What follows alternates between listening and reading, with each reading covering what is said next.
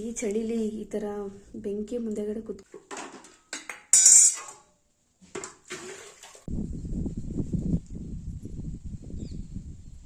ನೋಡಿ ನೋಡಿ ಪಾಪ ಅವಲಕ್ಕಿ ಆ್ಯಂಡ್ ಅನ್ನ ಒಗ್ಗರಣೆ ಎರಡೂ ಕೂಡ ರೆಡಿ ಆಗಿದೆ. ನೋಡ್ತಾ ಇದ್ದಾರೆ.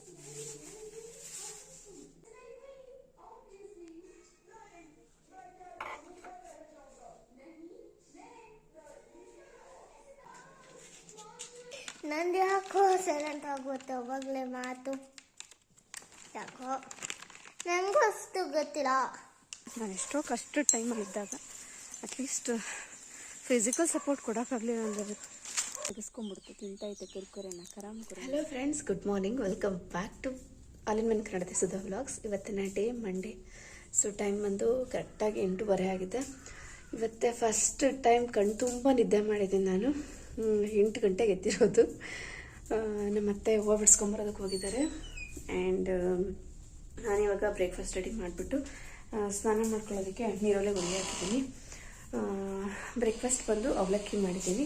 ಮತ್ತು ಇವಾಗ ಸ್ನಾನ ಮಾಡ್ಕೊಂಡ್ಬಿಡ್ತೀನಿ ಫಸ್ಟು, ಆಮೇಲೆ ನಾಷ್ಟಕ್ಕೆ ರೆಡಿ ಮಾಡ್ತೀನಿ. ನನ್ನ ಮಗ ಎದ್ಬಿಡ್ತಾನೆ ಅಷ್ಟೊತ್ತಿಗೆ. ಅವ್ನು ನೈಟೇ ಸ್ನಾನ ಮಾಡಿಸ್ಬಿಟ್ಟು ಹೆಂಗೋ ಹೊತ್ತಿಗೆ. ಇವಾಗ ಸ್ನಾನ ಮಾಡಿಸ್ಬೇಕನ್ನೋ ತಲೆನೋವು ಇರಲ್ಲ ಅವನಿಗೆ. ನೈಟ್ ಸ್ನಾನ ಮಾಡಿಸಿ ಊಟ ಮಾಡಿಸಿ ಬೆಚ್ಚಗೆ ಟೋಪಿ ಹಾಕ್ಬಿಟ್ಟು ಮಲಗಿಸ್ಬಿಟ್ವಿ. ಚೆನ್ನಾಗಿ ನಿದ್ದೆ ಮಾಡ್ತಾವೆ ನಾನು. ಯಾಕಂದರೆ ಇಲ್ಲಿ ಬೆಂಗಳೂರಲ್ಲಾದ್ರೆ ಆಟ ಆಡೋದು ಕಡಿಮೆ, ಇಲ್ಲಂತೂ ಭಯಂಕರ ಮೆರೀತಾನೆ. ಸೊ ಹಂಗಾಗಿ ಅವನಿಗೆ ಕೈಕಾಲು ನೋವೆಲ್ಲ ಬಂದುಬಿಟ್ಟಿತ್ತು. ಚೆನ್ನಾಗಿ ಉಜ್ಜಿ ಸ್ನಾನ ಮಾಡಿಸಿ ಮಲಗಿಸ್ದೆ. ಏನೇ ಹೇಳಿ ಮಕ್ಳುಗಳಿಗೆ ನಾವು ಉಜ್ಜಿ ಸ್ನಾನ ಮಾಡಿಸಿ ಒಂಥರ ಮೈಯೆಲ್ಲ ಉಜ್ಜೋದೈತಿ, ಒಂಥರ ಖುಷಿ ಕೊಡೋದು, ಒಂಥರ ನೆಮ್ಮದಿ. ಮಕ್ಳಿಗೆ ನಾವು ಸ್ನಾನ ಮಾಡಿಸಿದಾಗ ಅವರೇ ಮಾಡ್ಕೊಳ್ಳೋದಕ್ಕಿಂತ ನಾವು ಮಾಡಿಸಿದ್ರೆ ಒಂಥರ ಸಂತೋಷ.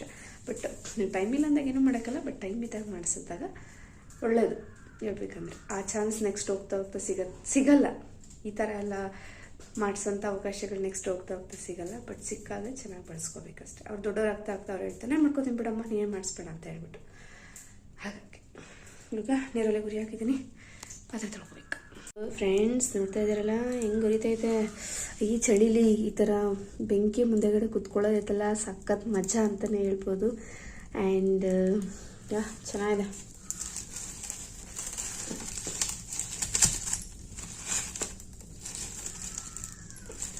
ಬೆಚ್ಚಗಾಗತ್ತಪ್ಪ.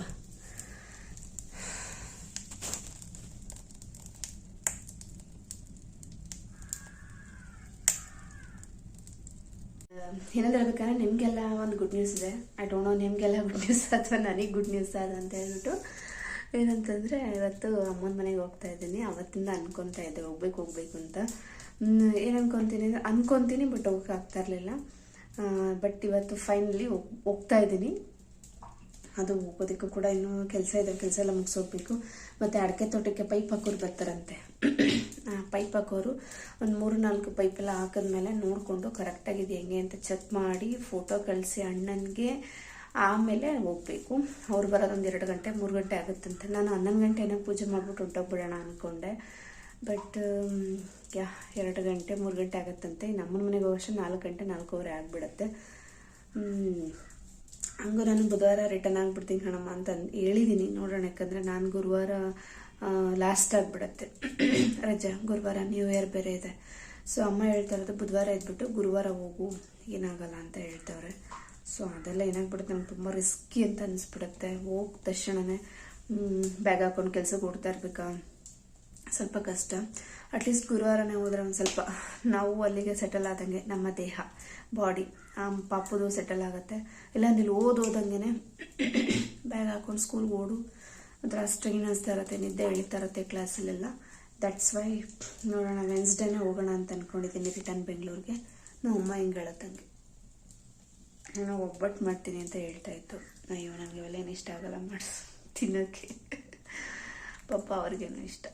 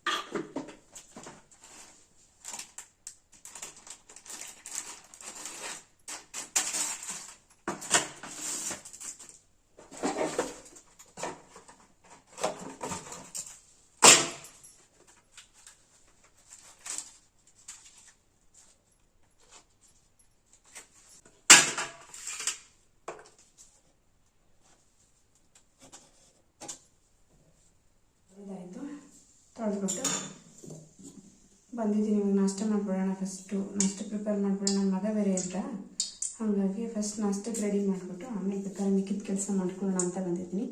ಒಂದು ಕಡೆ ಅನ್ನ ಒಗ್ಗರಣೆಗೆ ಇದು ಮಾಡ್ತಾಯಿದ್ದೀನಿ, ಇನ್ನೊಂದು ಕಡೆ ಅವಲಕ್ಕಿ ಮಾಡ್ತಾಯಿದ್ದೀನಿ. ಒಂದು ಕಡಲೆಬೇಳೆ ಇಟ್ಟಿದ್ದೆ. ಮತ್ತೆ ಬಂದರೆ ಮತ್ತೆ ನಿಜವಾಗ್ಲೂ ಏನು ಮಾಡ್ತಾರೆ ಇಷ್ಟೊಳಗೆ ಇವಳು ಅಂತ ಅನ್ಕೋಬೇಕು. ಬೇಗ ಮಾಡೋದೇ ಇಲ್ಲ, ಆಗೋದೇ ಇಲ್ಲ. ನಾನು ಬೇಗ ಮಾಡ್ತೀನಿ, ಕೆಲಸಗಳು ಬೇಗ ಆಗ್ಬೇಕಲ್ವ.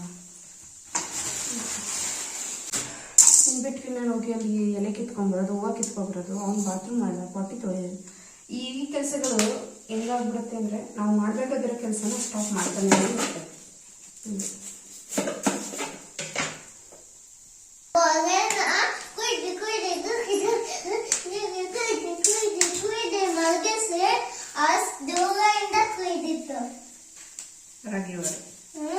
ರಾಗಿ ಹುಲ್ಲಿತ್ತು ನಮ್ದು ಸ್ವಲ್ಪ, ಅದೇ ಒಂದು 4-5 ತುಂಡ ಅಂತಾರಲ್ವ ಅಷ್ಟಿತ್ತು. ಅಲ್ಲಿ ಪೈಪ್ ಐತಲ್ಲ, ಅಲ್ಲಿಂದ ಇಲ್ಲಿ ತೆಂಗಿನ ಮರದಿಂದ ಫಾರೆಸ್ಟ್ ಕದ್ದು ಕುಯ್ದೈತೆ. ಅಲ್ಲಿ ಇದಂತ ಐತೆ ಅಮ್ಮ. ಯಾಳುಗಳು ಕೊಟ್ಟರೆ ಬೇಗ ಮಾಡಲ್ಲ ಪಾಪ. ಅವರೇ ಜವಾಬ್ದಾರಿ ತಗೊಂಡು ಮಾಡಿದಾರಲ್ಲ. ಫ್ರೆಂಡ್ಸ್, ಇಲ್ಲಿ ಕಡಲೆ ಬೀಜ ಎಲ್ಲ ಬ್ರೌನ್ ಕಲರ್ ಆಗಿದೆ. ಇವಾಗ ನಾನು ಹಸಿರು ಮೆಣಸಿನ್ಕಾಯಿ ಹಾಕ್ತಾ ಇದ್ದೀನಿ.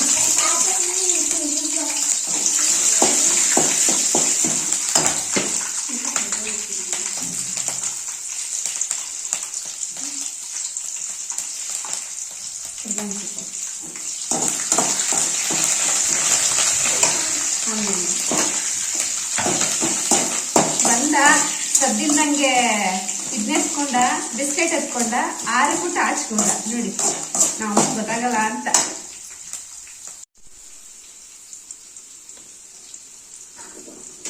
ಫ್ರೈ ಆಗ್ತದೆ. ಉಪ್ಪು ಹಾಕೊಂಡ್ಬಿಡೋಣ.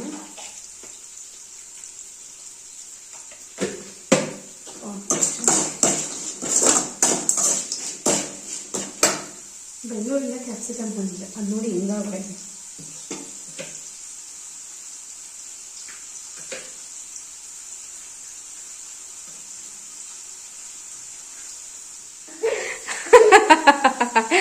ಏಯ್ ಕಳ್ಳ,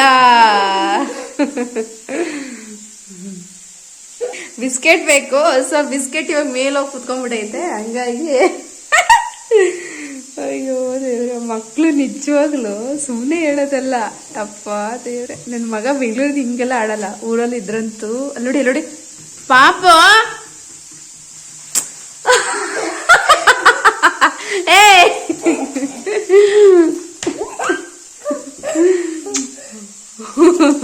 ಸಾಕುಪ್ಪ, ನಾಷ್ಟ ರೆಡಿ ಆಗ್ತೈತೆ, ಸಾಕು. ಅವಲಕ್ಕಿಗೆ ಟೊಮೆಟೊ ಹಾಕಿದ್ದೆ. ಅವಲಕ್ಕಿ ಒಗ್ಗರಣೆ ಮಾಡ್ತಾ ಇದ್ದೀನಲ್ವಾ, ಟೊಮೆಟೊ ಹಾಕೊಂಡ್ರೆ ಟೊಮೆಟೊ ಎಲ್ಲ ಸಾಫ್ಟ್ ಆಯಿತು. ಇದೇನು ಸ್ವಲ್ಪ ನೀರು ಹಾಕೊಂಬಿಟ್ಟಿದ್ರಲ್ಲ ಅಂತ ಅನ್ಬೇಡಿ. ನನಗೆ ಸ್ವಲ್ಪ ಅವಲಕ್ಕಿ ಅಂತಂದರೆ ಪೋಹಾ ಥರ ಗಟ್ಟಿ ಇರಬಾರ್ದು, ಸ್ವಲ್ಪ ಸಾಫ್ಟ್ ಆಗಿದ್ರೆ ಇಷ್ಟ ಆಗುತ್ತೆ. ಹಾಗಾಗಿ ಸ್ವಲ್ಪ ನೀರು ಹಾಕಿ, ಅರಿಶಿಣ ಪುಡಿ ಹಾಕಿ, ಉಪ್ಪು ಹಾಕಿ ಇನ್ನೊಂದು ಸ್ವಲ್ಪ ಬೇಯಿಸ್ತಾ ಇದ್ದೀನಿ. ಇವಾಗ ಇದಕ್ಕೆ ಅವಲಕ್ಕಿ ಹಾಕ್ಕೊಂಡ್ರೆ ಸಕ್ಕದಾಗಿರೋಂಥ ಅವಲಕ್ಕಿ ಒಗ್ಗರಣೆ ರೆಡಿ ಆಗಿಬಿಡತ್ತೆ. ಇನ್ನೊಂದು ಕಡೆ ಅನ್ನ ಒಗ್ಗರಣೆ ಹೇಳಿದ್ನಲ್ವಾ, ಇದೆ ಅಲ್ಲ, ಹಾಕ್ಬೇಕಿದೆ ನಾವು. ಇದಕ್ಕೆ ಅವಲಕ್ಕಿ ಹಾಕ್ಬಿಡೋಣ ಫಸ್ಟ್. ಯಪ್ಪ ಗಟ್ಟಿಯಾಗುತ್ತೆ. ಬಾಳೆಹಣ್ಣು ಇಲ್ಲ, ಎಕ್ಸ್ಟ್ರಾ ನೆನೆಸ್ಬಿಟ್ಟಿದ್ದೀನಿ.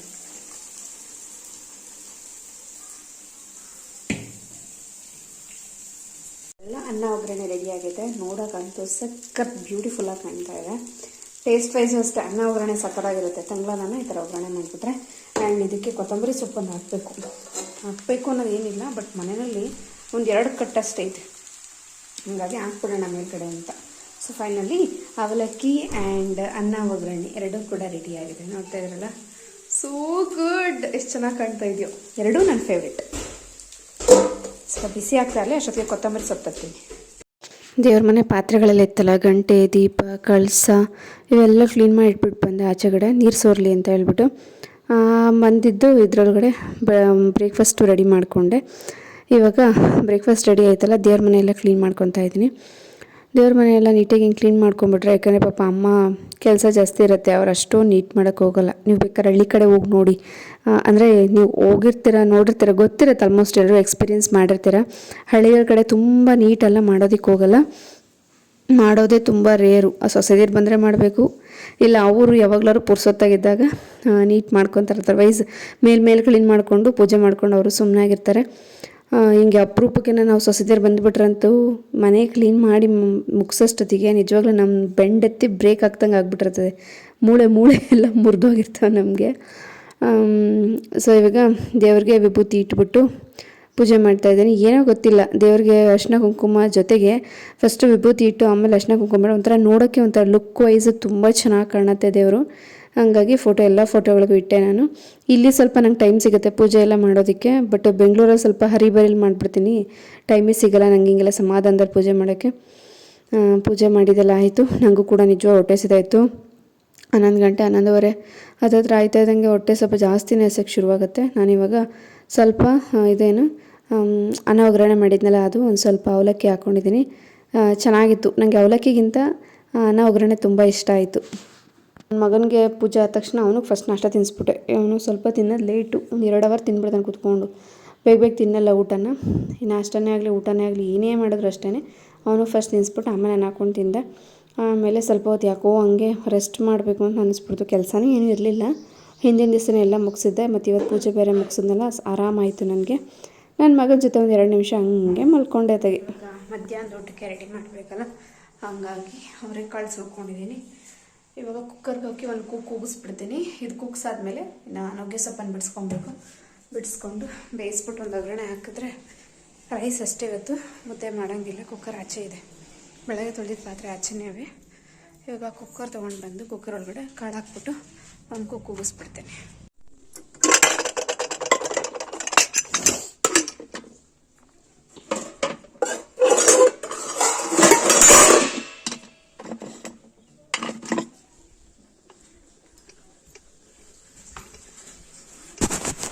ಫ್ರೆಂಡ್ಸ್ ನೋಡ್ತಾ ಇದ್ದಾರಲ್ಲ, ಹಸು 2 ಎಷ್ಟು ಚೆನ್ನಾಗಿದ್ದಾವೆ ಅಂತ ಹೇಳ್ಬಿಟ್ಟು ಇನ್ನೊಂದು ಆಗೋಯ್ತು. ಸೊ ಮೆದೆ ನೋಡಿ, ಮೆದೆ ಕಣ ರೆಡಿ ಮಾಡ್ಕೊಂಡಿದ್ದಾರೆ. ರಾಗಿ ಹುಲ್ಲು ಹಾಕೋದಕ್ಕೆ ಚೆನ್ನಾಗಿದೆ. ಇದೆಲ್ಲ ನೋಡೋದಕ್ಕೆ ವ್ಯೂ ಅಂತ ಕಾಣ್ತಾ ಇದೆ ನೋಡಿ. ಇನ್ನೊಂದು ಕರು ಇಲ್ಲಿ ನೋಡಿ. ಈ ಕಡೆ ಎಲ್ಲ ಅಡಿಕೆ ತೋಟ. ನಮ್ಮ ಅತ್ತೆ ಮನೆ ಕಡೆ ಮಾತ್ರ ಒಂದಿಷ್ಟು ಅಗಲ ಜಾಗ ಕೂಡ ಯಾರು ವೇಸ್ಟ್ ಮಾಡಲ್ಲ. ಇಲ್ಲಿ ತುಂಬ ಚೆನ್ನಾಗಿ ಯುಟಿಲೈಸ್ ಮಾಡ್ಕೊತಾರೆ, ಅಷ್ಟು ಚೆನ್ನಾಗಿದೆ.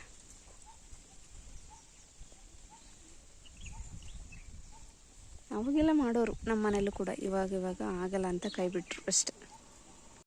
ಊಟಕ್ಕೆ ನಾನು ಸೊಪ್ಪನ್ನ ಒಗ್ಗರಣೆ ಕೊಡ್ತಾ ಇದ್ದೀನಿ. ನುಗ್ಗೆ ಸೊಪ್ಪು, ಅವರೆಕಾಳು ಬೇಯಿಸ್ಕೊಂಡಿದ್ನಲ್ಲ, ಕುಕ್ಕರಲ್ಲಿ ಕೂಗಿಸ್ಕೊಂಡಿದ್ದೆ. ಅದನ್ನು ಇವಾಗ ಈರುಳ್ಳಿ ಮೆಣಸಿನ್ಕಾಯಿ ಹಾಕ್ಬಿಟ್ಟು ಒಗ್ಗರಣೆ ಕೊಡ್ತಾ ಇದ್ದೀನಿ. ಕಾಯಿ ಏನಾಗೋಯ್ತು ಅಂದರೆ ಕೊಬ್ಬರಿ ಆಗೋಯ್ತು. ಶೋಯು ಲೈಕ್ ದಿಸ್, ಈ ಥರ ಕೊಬ್ಬರಿ ಆಗೋಗಿದೆ. ಹಾಗಾಗಿ ಗ್ರೇಟರಲ್ಲಿ ಸರ್ದು ಹಾಕಿದ್ದೀನಿ. ಇವಾಗ ಸೊಪ್ಪು ಕಾಳಿಗೆ ಒಂದು ಈರುಳ್ಳಿ ಮೆಣಸಿನ್ಕಾಯಿ ಒಂಚೂರು ಉಪ್ಪು ಹಾಕೋಣ, ಉಪ್ಪು ಹಿಡಿಯುತ್ತೆ.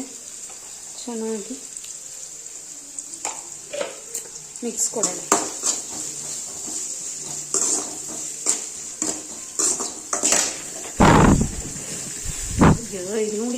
ನೋಡಿ ಕತೆನ ಇಲ್ಲೇ ನಿಂತಿದ್ದೀನಿ.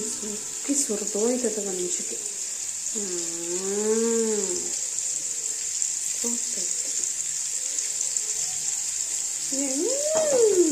ಹೊಡೆದಾಕ್ಬಿಡೋಣ, ಹಾಲ್ಗೆ ಇರಿಸ್ತದೆ, ಹೊಡೆಯೋಕ್ಕಾಗಲ್ವಲ್ಲ, ಏನು ಮಾಡೋದು. ಎಲ್ಲ ಸೀಟ್ಬೇಕು. ಒಂದು 5 ನಿಮಿಷ ಆಗಲಿ, ಆಮೇಲೆ ಸೇರ್ತೀನಿ. ಇವಾಗಿದ್ದು ಕಾಳು ಒಗ್ಗರಣೆ ಕೊಟ್ಬಿಡೋಣ. ಕಾಯೆಲ್ಲ ಹಾಕಿದಾಯಿತು, ಹುರಿದಿದ್ದಾಯಿತು. ಇವಾಗ ಇದೆಲ್ಲ ಬಗ್ಗಿಸ್ಬಿಡೋಣ.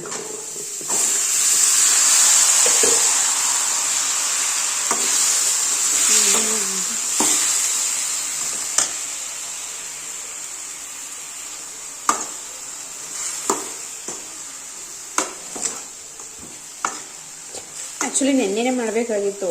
ನುಗ್ಗೆ ಸೊಪ್ಪಲ್ಲಿ ಹಾಕ್ಬಿಟ್ಟು ನಾವು ಇಷ್ಟದ ಬೇಳೆ ಸಾಂಬಾರು ಮೊಟ್ಟೆ ಹುರಿಯೋಣ ಅಂತ ಪ್ಲ್ಯಾನ್ ಮಾಡ್ಕೊಂಡ್ವಿ. ಆದರೆ ನಾನು ನೆಲ ಸಿಟ್ಬಿಟ್ಟಿದ್ನಲ್ಲ, ಆ ಉದ್ದೇಶಕ್ಕೆ ಏನೂ ಮಾಡೋಕ್ಕೆ ಹೋಗಲಿಲ್ಲ ನೆನ್ನೆ.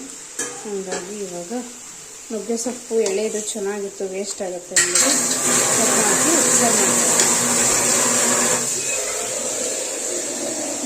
ಇಲ್ಲಿ ಖಾರಕ್ಕೆ ಮೆಣಸಿನ್ಕಾಯಿ, ಬೆಳ್ಳುಳ್ಳಿ, ಕಡಲೆ ಮತ್ತು ತೆಂಗಿನಕಾಯಿ ಹಾಕ್ಕೊಂಡಿದ್ದೀನಿ. ಇಷ್ಟೊಂದು ರುಬ್ಕೊಂಡು ಬಂದ್ಬಿಟ್ಟು ಆಮೇಲೆ ಸ್ವಲ್ಪ ಸೊಪ್ಪು ಕಾಳು ಹಾಕ್ಕೊಂಡು ರುಬ್ಬಿದ್ರೆ ಅಲ್ಲಿಗೆ ನುಗ್ಗೆ ಸೊಪ್ಪಿನ ಖಾರ ರೆಡಿ ಆಗಿಬಿಡುತ್ತೆ. ನುಗ್ಗೆ ಸೊಪ್ಪು ಅವರೆಕಾಳು ಸಾರು ಮಾಡಿದ್ದೀನಿ. ನುಗ್ಗೆ ಸೊಪ್ಪಿನ ಸಾಂಬಾರಿಗೆ ನಾವು ಹುಣಸೆಹಣ್ಣೆಲ್ಲ ಹಾಕಲ್ಲ, ಹಾಲು ಹಾಕ್ತೀವಿ. ಕಡಲೆ, ಮೆಣಸಿನ್ಕಾಯಿ ತೋರಿಸಿದೆ ನಾನು ಆಲ್ರೆಡಿ, ತೆಂಗಿನಕಾಯಿ ಇಷ್ಟನ್ನು ಹಾಕ್ಕೊಂಡು ರುಬ್ಬಿಟ್ಟು ಸ್ವಲ್ಪ ಸೊಪ್ಪು ಕಾಳು ಹಾಕ್ಕೊಂಡು ರುಬ್ಬಿ ಅದಾದಮೇಲೆ ಅದಕ್ಕೆ ಸ್ವಲ್ಪ ಹಾಲು ಹಾಕ್ಬಿಟ್ಟು ಕುದಿಸಿದ್ರೆ ಸಾಂಬಾರು ರೆಡಿ ಆಗುತ್ತೆ. ನನ್ನ ಮಗನಿಗೆ ಸಾಂಬಾರು, ಅನ್ನ, ಸ್ವಲ್ಪ ಪಲ್ಯ ಹಾಕ್ಬಿಟ್ಟೆ. ಅವನು ಅದನ್ನು ತುಂಬ ಇಷ್ಟಪಟ್ಟು ತಿಂತಾ ಇದ್ದ. ಆವಾಗೆಲ್ಲ ಸ್ವಲ್ಪ ಚಳಿಗಾಲ ಆಯಿತು, ಇವಾಗ ಬೇಸಿಗೆಗಾಲ ಆಗ್ಬಿಟ್ಟಿದೆ. ಆವಾಗಿನ ವಿಡಿಯೋಗಳಿವೆಲ್ಲ ನನಗೆ ಏನು ಗೊತ್ತಾ, ಟೈಮ್ ಸಿಗೋಲ್ಲ ಎಡಿಟ್ ಮಾಡೋದಕ್ಕೆ. ಈಗೆಲ್ಲ ಟೈಮ್ ಸಿಕ್ಕಿದೆ, ಸೊ ಹಂಗಾಗಿ ಎಡಿಟ್ ಮಾಡಿ ಹಾಕ್ತಾಯಿದ್ದೀನಿ. ನನ್ನ ಮಗನ ಫ್ರೆಂಡ್ ಬಂದಿದ್ದ ಆಯುಷ್ ಅಂತ ಹೇಳ್ಬಿಟ್ಟು, ನಾನು ಬೆಳಗ್ಗೆ ಬೇರೆ ಅವಲಕ್ಕಿ ಉಳ್ಕೊಂಬಿಟ್ಟಿತ್ತಲ್ಲ, ಇನ್ನು ವೇಸ್ಟ್ ಮಾಡೋದೇನಕ್ಕೆ ಅಂತ ಹೇಳ್ಬಿಟ್ಟು ಅವಲಕ್ಕಿ ಮತ್ತು ಸ್ವಲ್ಪ ಪಲ್ಯ ಹಾಕ್ಕೊಂಡೆ. ಆಲ್ಮೋಸ್ಟ್ ನಾವೆಲ್ಲ ಲೇಡೀಸೇ ಹಂಗಲ್ಲ, ವೇಸ್ಟ್ ಆಗುತ್ತೆ. ಮದುವೆ ಆದಮೇಲೆ ಯಾಕೆ ದಪ್ಪ ಆಯ್ತೀವಿ ಅಂತಂದರೆ ಇದೇ ಮೇಯ್ನ್ ರೀಸನು. ವೇಸ್ಟ್ ಆಗಿಬಿಡುತ್ತೆ ಅಂತೆಲ್ಲ ಹಾಕೊಂಡು ತಿಂದು ವೇಸ್ಟ್ ಮಾಡ್ದಲ್ಲೇ ನಾವು ತಿಂದು ದಪ್ಪ ಆಗ್ತೀವಿ. ಆ್ಯಂಡ್ ಹಂಗೆ ಊಟ ಮಾಡ್ಬೇಕಾದ್ರಿಂದ ಒಳ್ಳೆ ಸಾಂಗು ಪ್ಲೇ ಆಗ್ತಾಯಿತ್ತು. ಸಖತ್ ಮೀನಿಂಗ್ಫುಲ್ ಆಗಿದೆ ಈ ಸಾಂಗ್ ಮಾತ್ರ. ನಮ್ಮ ಆಸೆಗಳೇ ನಮ್ಮ ನೋವಿಗೆ, ಬೇಜಾರಿಗೆ ಕಾರಣ ಅನ್ನೋದು ಗೊತ್ತಾ ಇದ್ದೀನಿ. ನಂದು ಯಾಕೋ ಸೈಲೆಂಟ್ ಆಗುತ್ತೆ ಅವಾಗಲೇ ಮಾತು, ಯಾಕೋ ನನಗೂ ಅಷ್ಟು ಗೊತ್ತಿಲ್ಲ. ನಂಗೆ ಒಂದೊಂದ್ಸತಿ ಹಂಗಾಗತ್ತೆ ಅಷ್ಟೇ, ಇನ್ನೊಂದು ಮಾಡೋಕ್ಕಾಗಲ್ಲ. ನಿಮಗೂ ಬೇಕಂದ್ರೆ ತಿನ್ನಿ ತಿನ್ನಿ ತಿನ್ನಿ ತಿನ್ನಿ ತಿನ್ನಿ ತಿನ್ನಿ ತಿನ್ನಿ. ಆಯಿತಾ? ಆಯ್ತಾ ಮಾತಾಡಿದ್ದು. ಸೊ ಫ್ರೆಂಡ್ಸ್, ಇವಾಗ ಊರಿಗೆ ಹೋಗೋಣ ಅಂತ ಬೆಳಗ್ಗೆ ಅನ್ಕೊಂಡು ಕರೆಕ್ಟಾಗಿ 4 ಗಂಟೆ ಆಗಿದೆ. ಇನ್ನಿವನಿಗೆ ಮಗ ತೊಳೆದು ಕ್ರೀಮ್ ಹಾಕಿ ಬಟ್ಟೆ ಹಾಕಿ ಇವ್ನು ರೆಡಿ ಮಾಡಿ ಕರ್ಕೊಂಡು ಹೋಗೋಷ್ಟರಲ್ಲಿ 4:15-5 ಗಂಟೆ ಆಗುತ್ತೆ.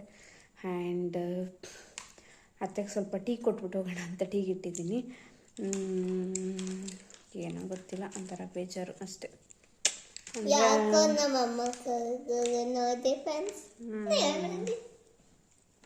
ಅಂದರೆ ಇಷ್ಟ ಆಗುತ್ತೋ ಆಗಲ್ವೋ, ಕಷ್ಟನೋ ಸುಖ. ನಾನು ಬಂದಾಗಿಂದ ಅದು ಮುಗಿಯೋ ತನಕ ಕೂಡ ನಮ್ಮ ಅತ್ತೆ ಮೇಲೆ ಇರ್ತಿದ್ದೆ, ನಾನು ಬೇರೆ ಎಲ್ಲೂ ಹೋಗ್ತಾ ಇರಲಿಲ್ಲ.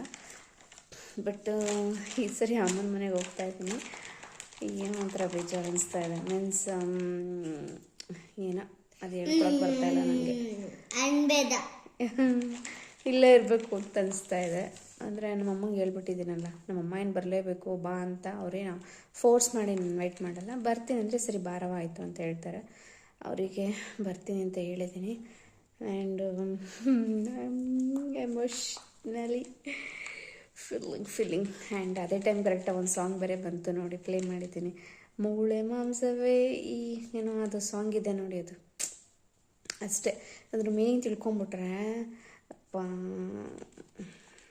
ದೇವರೇ, ಹೆಂಗೆ ಅನಿಸುತ್ತೆ ಅಂದರೆ, ಯಾಕೆ ಈ ದ್ವೇಷ, ಅಸೂಯೆ, ಜಗಳ ಇವೆಲ್ಲ ಏನಕ್ಕೆ ಅನಿಸುತ್ತೆ. ಆ್ಯಂಡ್ ಮೂರೂರು ಬೇಜಾರಾಗ್ತಾಯಿದೆ ನನಗೆ. ಇಲ್ಲಿ ಬಿಟ್ಟು ಅಲ್ಲಿಗೆ ಹೋಗಕ್ಕೆ ಬೇಜಾರಾಗ್ತಾಯಿದೆ.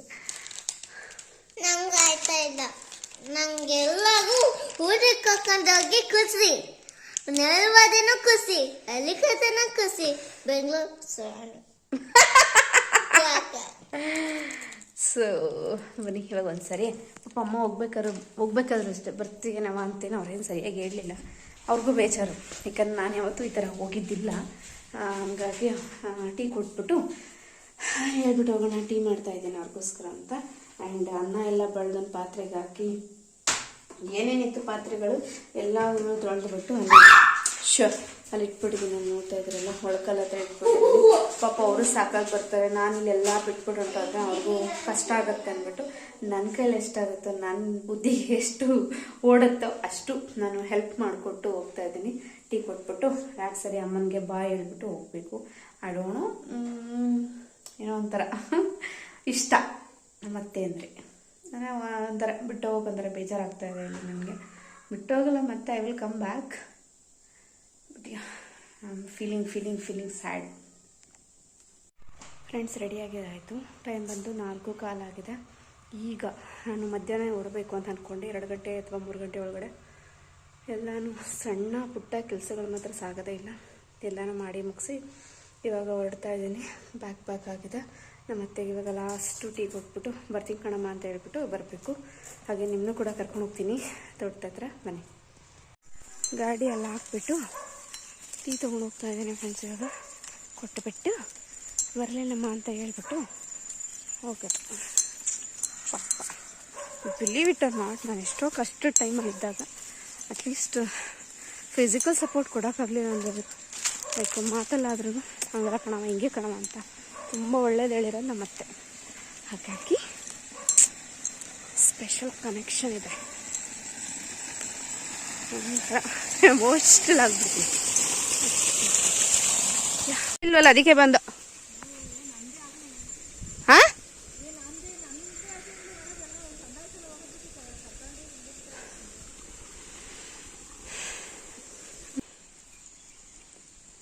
ಪಪ್ಪು ಇಲ್ಲಿ ಗುಂಡಣ್ಣ ಗುಂಡು ಅಂದಾಯ್ತು ಹೋಗಿ ಬನ್ನಿ ಗುಂಡು ಆಯ್ತು ತಗೊಳ್ಳಿ. ಕನ್ನಡ ಬರ್ದು ಬಂಗಾರ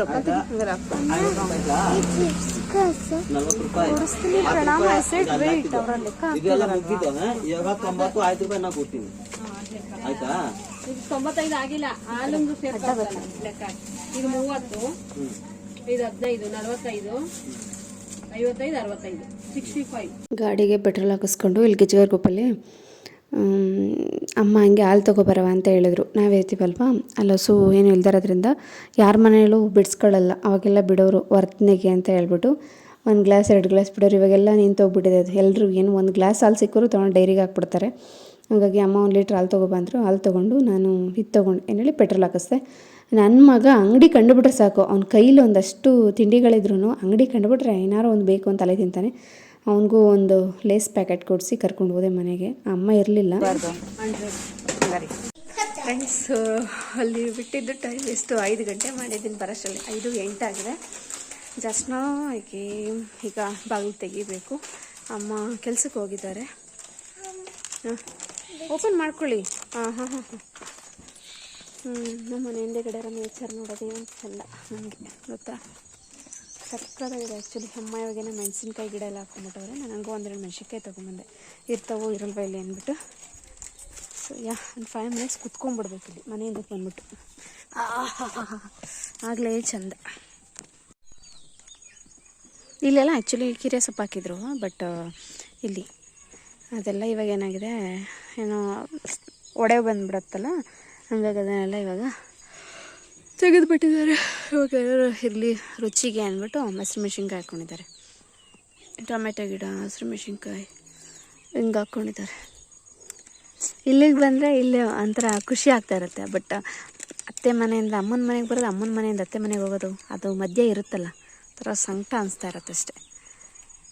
ಹೀರೋ ನೋಡಿಲ್ಲ ನೀವು? ಹೀರೋನ ನೋಡಿ, ನಮ್ಮ ಮನೆ ಹೀರೋ. ನಾಳೆ ಕುರ್ಕುರೆ ತೆಗೆಸ್ಕೊಂಡ್ಬಿಡ್ತು, ತಿಂತೈತೆ ಕುರ್ಕುರೆನ ಕರಾಮ್ ಕುರುಮ್ ಅಂತ. ಅಲ್ಲ ಸಾರಿ, ಇದು ಲೇಸು.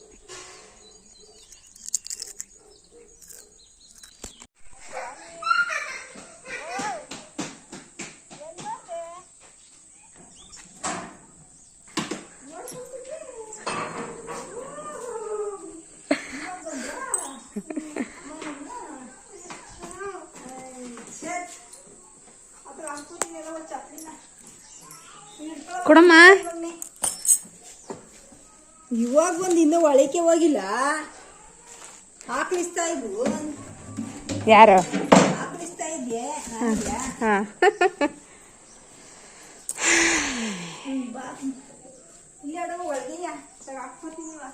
ಎಷ್ಟು ದೂರ ಹೋಗಿದ್ದೆ? ಹೋಗಿದ್ದು ಯಾವ್ದು ಸೇಲ ಅಲ್ಲ, ಇದು ಇದು ಇದು ಇದು ಓಕೆ. ಹಲೋ, ಅಜ್ಜಿ ಕರಿತೈತಲ್ಲ ಬಂಗಾರಿ. ಮುಚ್ಚಾಕಡ ಇಲ್ಲ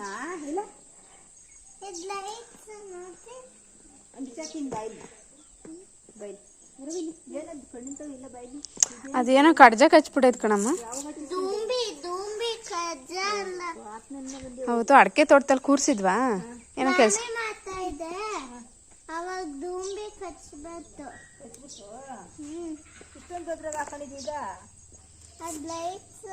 ಇದಾಗಿತ್ತು ಸ್ನೇಹಿತರೆ ಇವತ್ತು ಒಂದು ವ್ಲಾಗ್. ಹೋಪ್ ನಿಮ್ಮೆಲ್ಲರೂ ಕೂಡ ಇಷ್ಟ ಆಗಿದೆ ಅಂತ ಭಾವಿಸ್ತಾ ಮತ್ತೆ ಸಿಗ್ತೀನಿ ನಾನು ಅಮ್ಮನ ಮನೆಯ ವ್ಲಾಗ್ ಹೀಗೆ ಕಂಟಿನ್ಯೂ ಆಗ್ತಾ ಹೋಗ್ತಾ ಇರುತ್ತೆ. ಅಮ್ಮನ ಮನೆ 3 ಡೇಸ್ ಇರ್ತೀನಿ ನಾನು. ಸೊ ಈ ವ್ಲಾಗ್ ನೆಕ್ಸ್ಟ್ ಅಪ್ಡೇಟ್ ಮಾಡ್ತಾ ಇರ್ತೀನಿ. ಹೋಪ್ ನಿಮ್ಮೆಲ್ಲರೂ ಕೂಡ ಒಂದು ವ್ಲಾಗ್ ಇಷ್ಟ ಆಗಿದೆ ಅಂತ ಭಾವಿಸ್ತಾ ಮತ್ತೆ ಸಿಗ್ತೀನಿ ನಾನು ಮುಂದಿನ ವ್ಲಾಗಲ್ಲಿ. Thank you all.